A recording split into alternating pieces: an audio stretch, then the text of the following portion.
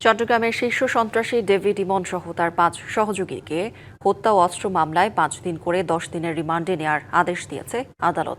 Judicial magistrate Mohammad Motasim বিল্লার আদালতে শুনানি শেষে এই আদেশ দেওয়া হয়।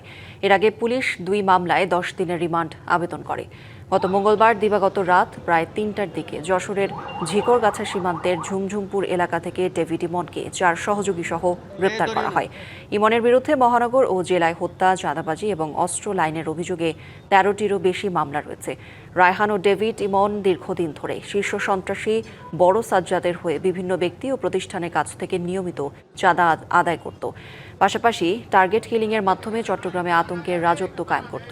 গত বৃহস্পতিবার ডেভিড ইমন সহ গ্রেপ্তার ৪ জনকে আদালতে তোলা হলে আরও ৪টি মামলায় তাদের গ্রেপ্তার দেখানোর নির্দেশ দেয় আদালত।